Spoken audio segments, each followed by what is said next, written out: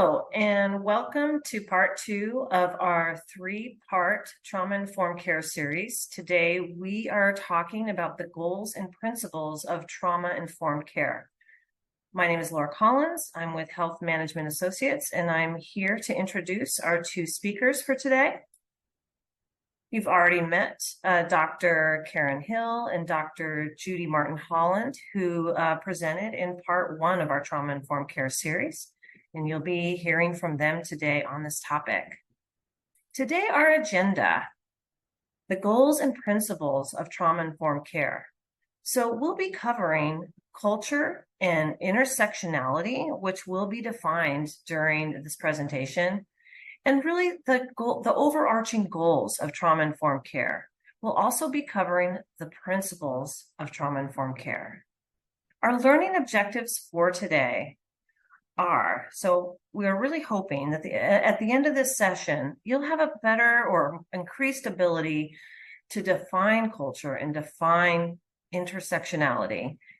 You'll have an increased ability to describe cultural humility strategies and also cross-cultural communication strategies, as well as identify what cross-cultural communication is. And finally, we hope that you have an increased ability to engage in reflection and understand others' worldview. I'm going to go ahead and hand the floor to Dr. Karen Hill, who will start us off with the goals and principles of trauma-informed care. Karen? Thank you so much, Laura. It's really nice to be back with you today. In the first training, we looked at the background and foundation of trauma-informed care. This training, we're going to explore further what those principles are and what trauma-informed care looks like in real practice with our care recipient. Dr. Martin Holland and I will flip back and forth throughout this presentation in the goal of hopefully making it a little bit more conversational for you. And so I'm going to transfer it over to Dr. Judy to talk to us a little bit about the background.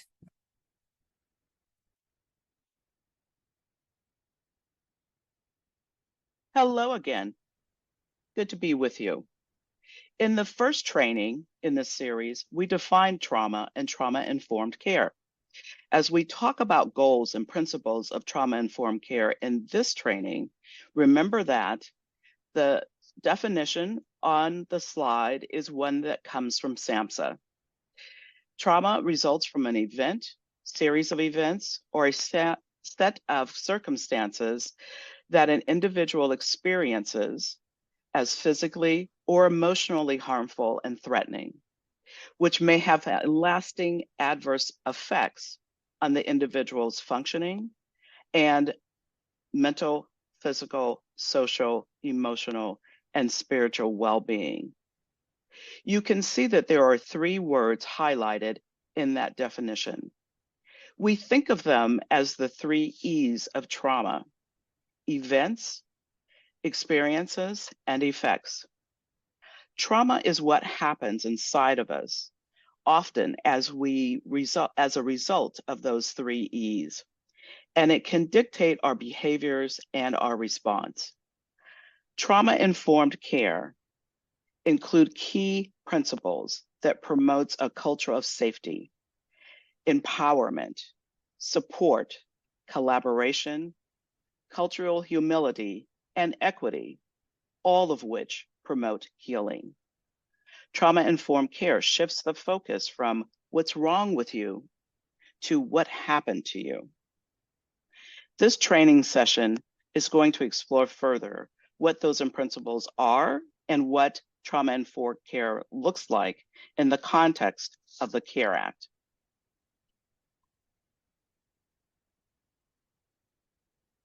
This picture of culture is very inclusive, and the multiple concepts that make up a culture.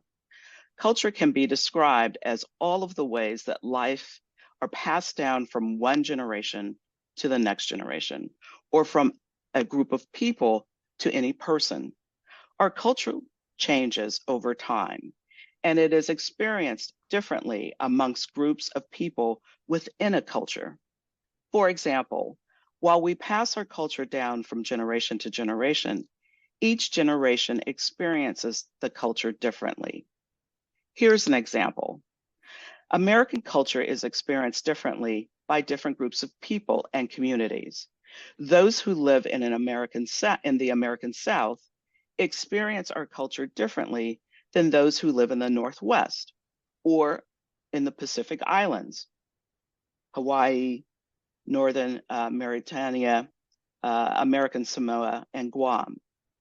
Our foods, rituals, music, art, beliefs, languages, and customs all differ. In addition, any institution or organization, both those that are formal and informal, in which people are a part, it also has its own culture. The more we interact with people in an organization, the more we learn what's acceptable and what is not. We learn the organization's beliefs, customs, rituals, attitudes, and values. Additionally, we learn what is acceptable in our community, in our social groups, and our social clubs, at our jobs, at our school or university, church, you name it. Our attitudes and our values are also culturally developed and influenced by our culture. What's acceptable at a personal level and what is not. Our culture influences and provides a frame through which we determine what is valuable or acceptable, how people view reality, create meaning, develop their social identities, and experience how they fit into a group. As an essential component of implementing a trauma-informed approach, consider the individuality of each individual's experience and approach them with compassion, empathy, humility, being careful to take the time to learn about what is triggering a stress response. Along with a core principle of understanding the uniqueness of an individual's experience is the closely aligned principle of understanding the various aspects that make up their cultural context. Those include beliefs, language, religion, and customs, for example, and how they socially identify gender, socioeconomic status, sexuality. This cultural context frames how people view reality, create meaning, and understand who they are. In some instances, aspects of culture may help to make an individual more resilient against trauma, and in other cases, that same aspect of culture can compound trauma or prevent the individual from seeking help. A strong religious faith, for example, can provide hope and strengthen resilience in response to traumatic events. However, some individuals could feel guilt from seeking treatment outside of their religious group, or they might have experienced abuse from a religious authority. As a supporter, you also don't come from a neutral space. You have your own network of cultural influences that influence your attitudes, behaviors, and decisions. You may remember from our previous discussion on implicit biases that culture informs our biases and our biases inform our judgments of others. To employ a trauma-informed approach, we must set our cultural norms and expectations to learn how to care for the respondents that are in the care court. This allows us to provide genuine support care respondents need to develop resilience. We will return to implicit bias again in the third session of trauma-informed care. For now, there's another important social identity and aspect to consider, and that is intersectionality. The term intersectionality was originally coined by Kimberly Williams Crenshaw. While she originally applied the term to how gender and race impact someone, intersectionality now is applied to the very many categories of people, including race, gender, socioeconomic status, for example. These can overlap and intersect, and that's the impact that we're speaking about. Let's consider a Chinese lesbian who is a recent immigrant working in a clothing factory. So Chinese is a stereotype. Will be told to keep their mouth shut and to work hard. To be lesbian sometimes means that you're not accepted by the Chinese community at large, meaning that you experience stigma and shame. As an immigrant, there may be potential language barriers. You may not have a green card yet, and you may be at the mercy then of those who have hired you into your work position. Speaking of that, being a clothing factory worker, chances are you have no sick time, you have no legal protections, and you're at the mercy of the foreperson supervisor or owner. So what Crenshaw is saying is that all of these inequities related to each of our identities, minority, immigrant, low-wage worker, female, LGBTQ+, pile up on an individual and can increase their toxic stress and lead to a complex trauma more than the sum of its parts. For example, let's say we gave 1 point for being Chinese, and we gave 1 point for being lesbian, 1 for being female, and 1 for being an immigrant. All of those points could end up to 4 to 5 points. But what Crenshaw is saying is the intensity of the trauma experienced is much higher than that 4 or 5 points. So all of the inequities could equal more like 10, 15, or 20 points when it comes to layering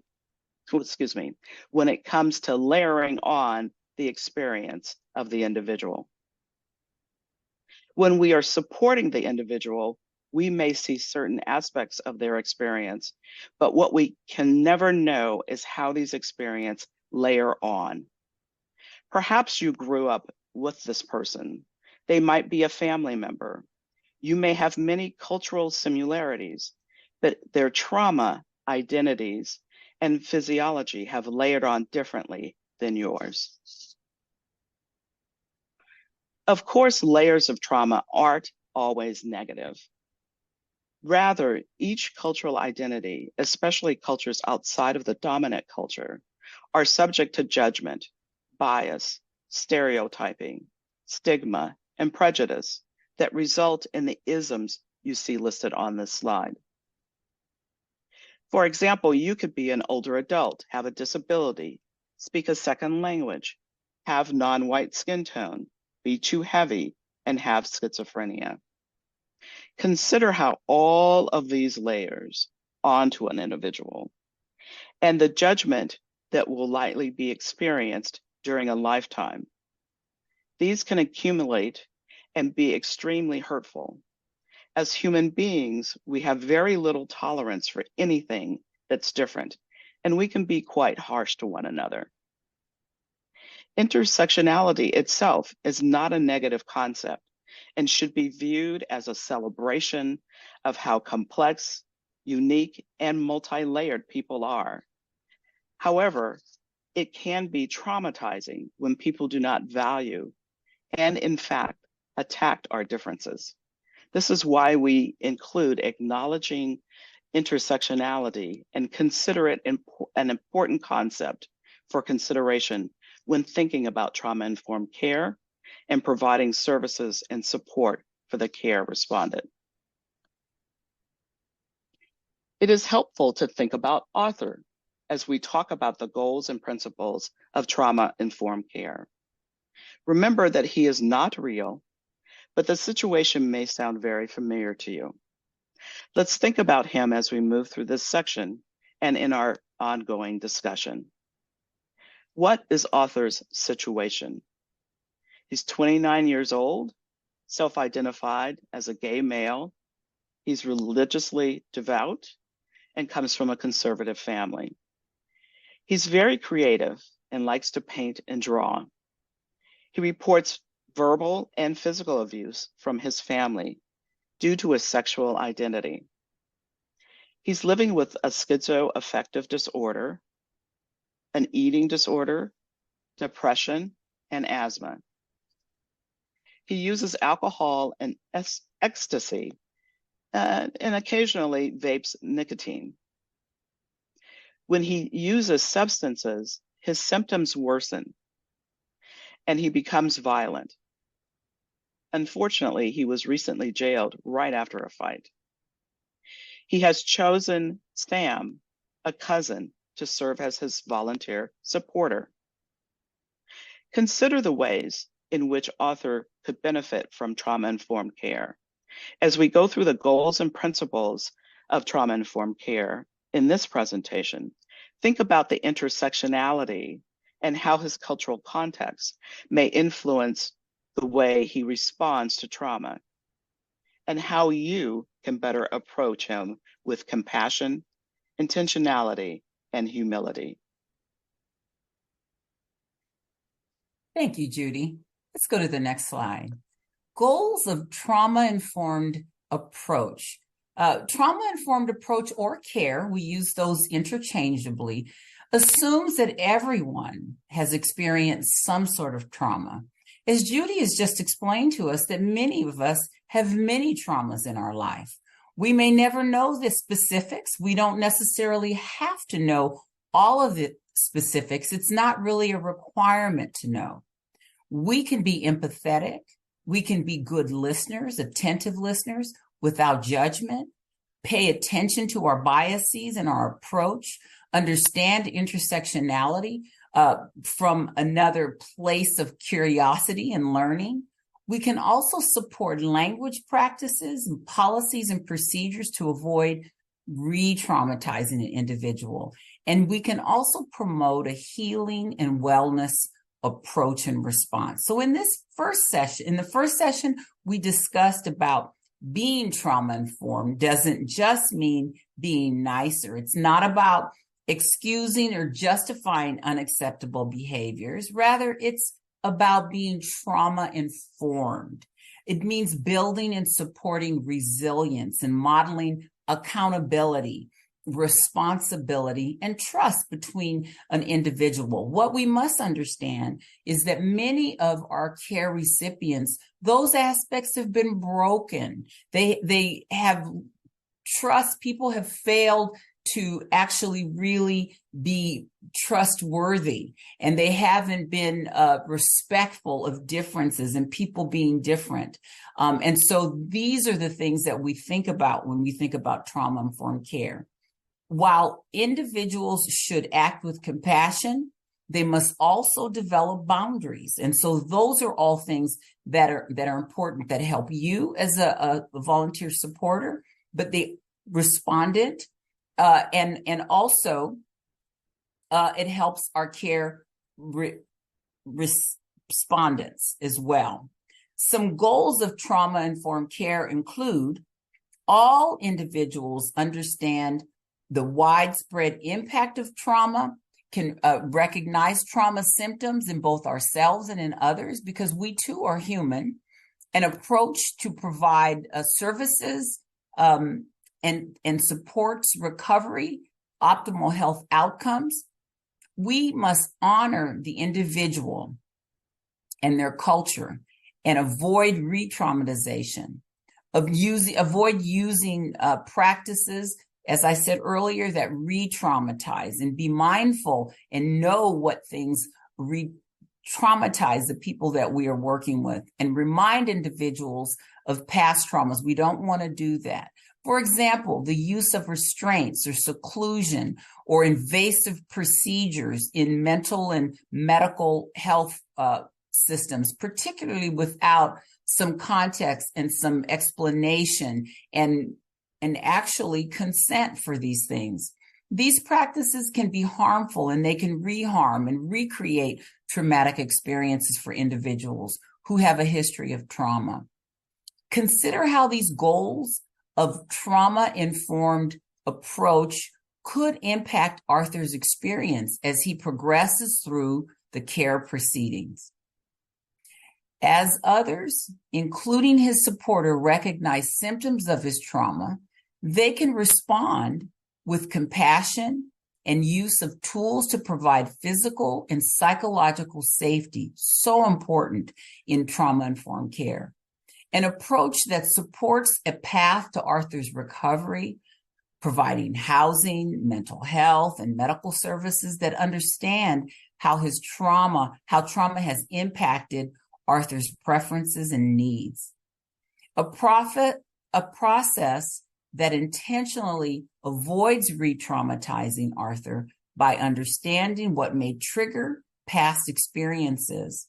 Being mindful of triggering is essential and helpful to Arthur in finding ways to self-soothe, ways that he can calm himself down. So principles of trauma and care approach, we have 6 areas here on the slide: safety, trustworthiness, honesty, positive peer and natural supports, collaboration, empowerment, cultural, historical, and gender issues often in our care respondents have been breached. So in the last module, we introduced you to some principles of trauma and care approach. I've just named those. In this section, we're just going to spend a few minutes discussing each of them. Keep in mind that for an organization or a system to be trauma-informed care, it's not enough to provide just some specific interventions, or for an individual. The care process must incorporate these principles that include culture, sort of policy. So when you're interacting with agencies, it's okay to ask if they have trauma-informed care policies and procedures and practices. As a supporter, you may not be able to impact all of these places, but you should consider how your role can maximize a trauma-informed approach. So as I said earlier, the 6 principles are important for us to be mindful of, because for our care respondent, these principles have often been damaged, in physical settings and interpersonal reactions. Operations must be conducted and decisions are made with transparency that helps with trustworthiness and honesty, consistency and respect and fairness. So to build trust back and replace that. Positive support from those with lived experience of trauma. Nothing about us without us. That means we don't make decisions without talking to our care respondent and letting them participate in the decision-making process and make as many of the decisions, if not all of the decisions, that they can. Involving natural support, such as family members and friends and others who care about the respondents. Collaboration, partnering, leveling the power differences between yourself as a volunteer supporter and other staff and clients, supporting in the individual's strengths and experiences and recognizing what their strengths are and building upon them. And then finally, volunteer supporters have to consider that intersectionality that we spoke about so poignantly earlier. How people can be wounded because of history and culture and gender, religion. All of these things are compounded. Just being different and not being understood, that can result in biases and prejudgments. Let's go on and discuss some of these principles one by one. So when we talk about safety, people with histories of early adversity and trauma often feel unsafe telling their stories in unfamiliar environments, or they don't even want to revisit them, all of which can increase their anxiety and stress and result in them acting out. Minor changes to physical, social, and emotional environments can improve a patient's feeling of safety and create an atmosphere that reduces their stress and likelihood of re-traumatization, laying the groundwork for a trauma and care approach, a trauma-informed care or trauma-informed approach. SAMHSA recommends fostering physical and psychological safety for all individuals involved. Consider how safety in a trauma-informed approach could impact Arthur's experiences as he progresses through the care process. A psychologically safe environment may include discussions about communication, healthy interpersonal boundaries, and appropriately managing conflict, predictable schedules and structure with advance notice of changes, gender responsive services, traditional cultural connections, and culturally relevant things to address historical trauma. We've already said that Arthur is a very religious person. He's devout himself. Physical safety. Are we going into a well-lit building? Or is it not too noisy? Is it welcoming? Can Arthur see himself in pictures and things on the wall? Seating with enough spacing between individuals, clear visualization of how you can get in and out of a building, non-binary and gender fluid spaces. Let's go to the next slide, please, and talk about a bit more about trustworthy and honesty. Trauma affects all of us in different ways, right? A trauma affects the way people approach potentially helpful relationships. Not surprisingly, individuals with histories of abuse are often reluctant to engage in, or they can drop out of many services, being vigilant, and they can be over vigilant and suspicious, rightfully so. They can be overly self-protective. These are all things to protect themselves.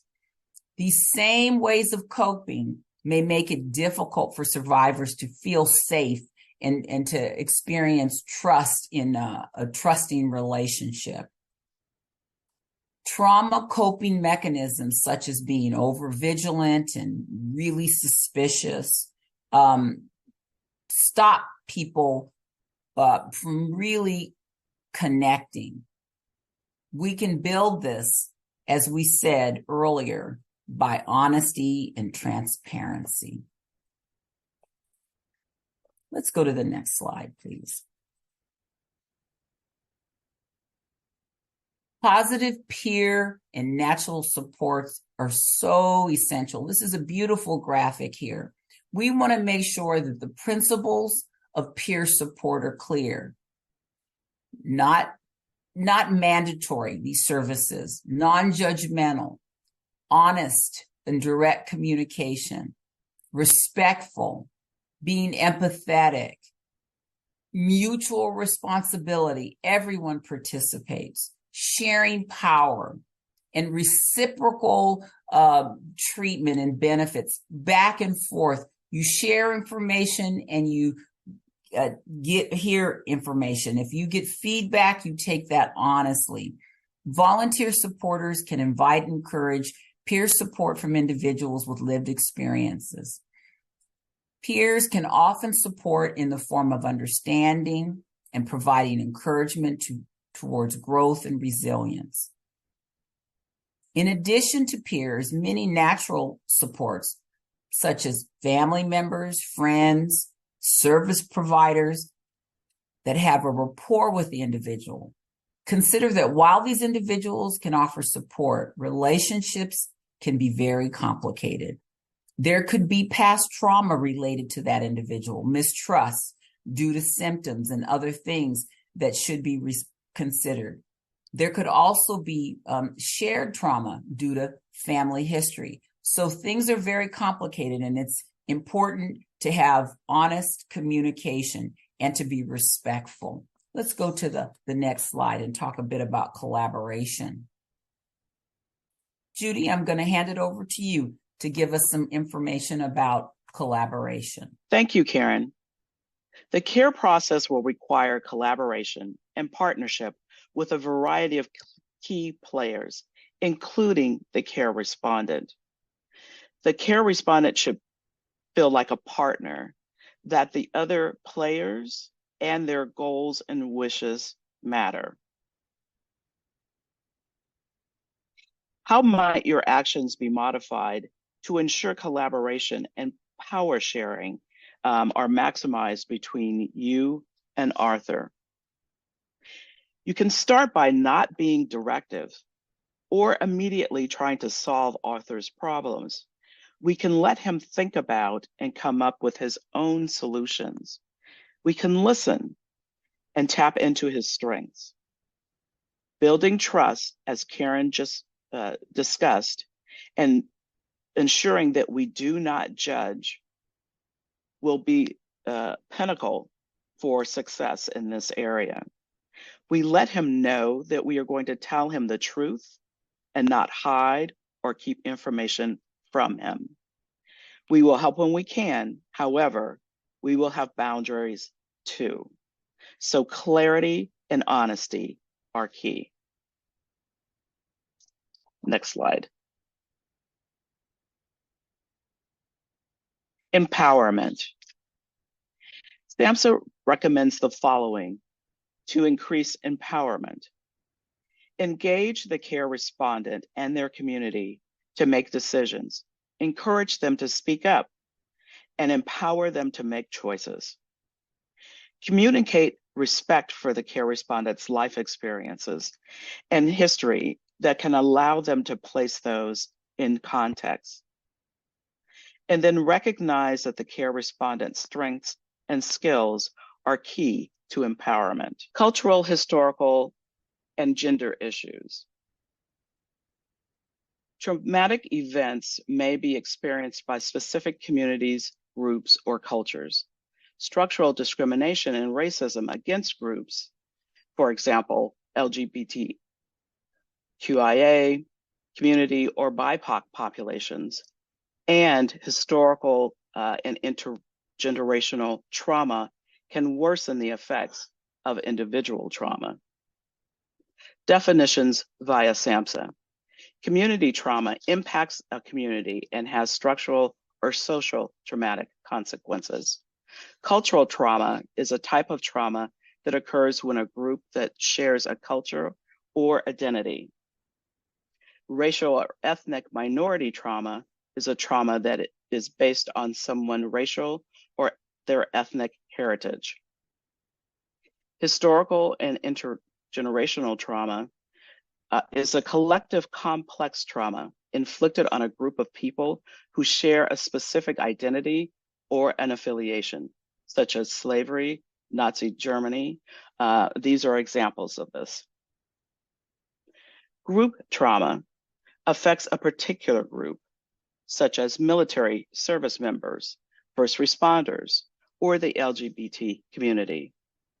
These additional levels of trauma may require unique understanding, compassion, and recognizing that existing stereotypes and biases can act as barriers to understanding and acknowledging the overarching generational, cultural, and societal issues that can lead to trauma. Consider how you would identify existing stereotypes and biases in order to best support Arthur. Karen's going to lead us in that discussion. Karen? Thank you, Judy. So throughout this trauma, we've talked about how to think about the principles: safety, trustworthiness, collaboration, empowerment, providing positive peer support, and involving natural supports if they're positive. Safety, consider how you can bring that into the relationship. These are all pieces of applying this. Our work with our care respondents are trying to restore these 6 areas that we've talked about that have often been breached. Let's talk about, go to the next slide, please. And let's talk about some ideas and actions in terms of how we might support Arthur. He's got an upcoming court date. His last court appearance was difficult for him. He's still hearing voices, but he's been able to better control those voices now. Things have improved for him. He's not been in any fights recently, and he's drinking less. He's interested in joining a substance use disorder program, as well as an art class. So these are all really good things. As a volunteer supporter, must remember Arthur's past trauma, think about his intersectionality, all of those issues with his identity and religion and family and other areas to understanding things that may trigger Arthur. For example, rules and being ordered to do things can trigger him. We can prepare him by listening to him, reminding him how far he's come and progressed, giving him some control, making sure Arthur has transportation and knows exactly where he's going to go the day before, or start preparing him so he knows where to go. Maybe even do a trial run. Give him a time, set it in his phone so that he has plenty of time to get prepared. He can lay out his clothes the night before, make sure he has food and that he's eaten, money for transportation, confirm all those logistics with him, even writing it down if need be. We can help him by encouraging him to identify ways to reduce his stress if he starts getting nervous or feeling fearful.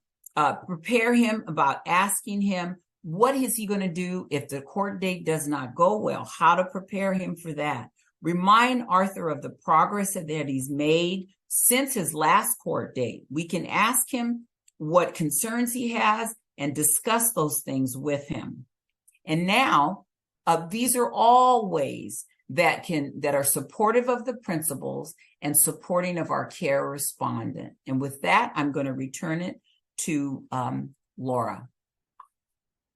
Thank you, Karen, and thank you, Judy. We always like to end with just recapping the learning objectives today that covered the definition of culture and intersectionality, and we discussed and described cultural humility and the strategies around that, as well as cross-cultural communication and strategies around that. And finally, just essentially understanding others' worldview. So hopefully we met these objectives for you today. Let's go to the next slide. And just a recap and a revisiting of our website, the care-act.org site will have this training available to you, as well as part 1 and part 3 on the trauma-informed care series. You can also provide feedback through the care-act.org website. There's an email, I believe it's on the next slide. And let us know, are there objectives that you do have more questions about relating to this topic?